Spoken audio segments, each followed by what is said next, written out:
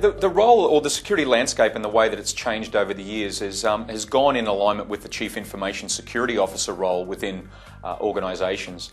Traditionally, the CISO role was based around capabilities built out of a network security background and its external threats imposing malicious activity upon a corporate network infrastructure.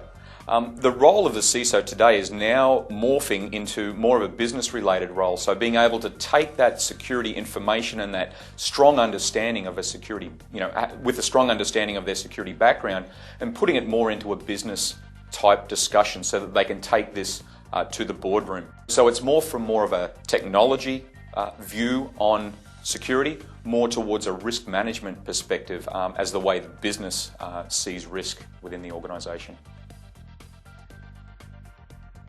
So in terms of this changing security landscape, I think one of the areas that the assessment came out with was the increase in budget required to deliver security projects in the future is looking to increase by double digits.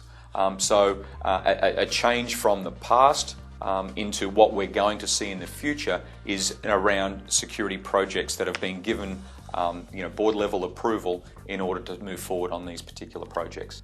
Organisationally, we used to look at internal threats, a lot of focus around privileged identities, but the focus at the moment that we're seeing is all around external threats. So what the hacktivists are doing, potentially terrorist organisations, crime syndicates, and what they are looking to do to extract the crown jewels of any organisation, which is their data, from an organisation. It's these types of entities that organisations are looking to protect against.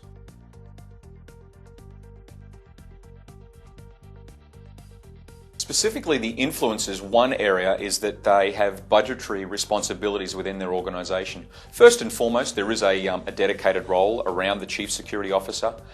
Secondarily, they do have decision-making processes about technology and about the way that they can implement security controls within their organisation.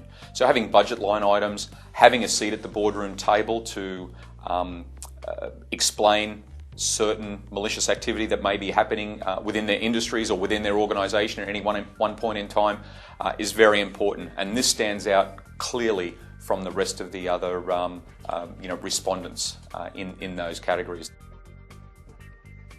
From an IBM perspective, we look to what this CISO assessment has brought to the table, and a lot of it is built around maturity and an understanding of what security controls need to be implemented within your own organisations.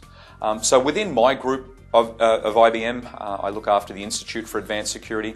We have maturity workshops that we can offer up to our customers, our clients, and this allows us to come in there, gain an understanding of their security, their current security posture, and then look to see where they need to be in terms of being an influencer, let's say, as it is explained in the CISO assessment. So we can give you this, current state, to be state, and how and which steps to take along the way to actually get there. This folds back into our security framework. Okay, our IBM security framework is built around 4 specific domain areas, which is people, data, applications and infrastructure, and it's encompassed by an intelligence view. Right? And so if we can take those 4 or 5 domains and then break that down into a people, process, technology view, we can establish a pretty good roadmap in a relatively short amount of time as to areas in which organisations should focus. And this will elevate the capability of the CISO within that organisation and allow that person a voice to take to higher up the executive chain within their organisations.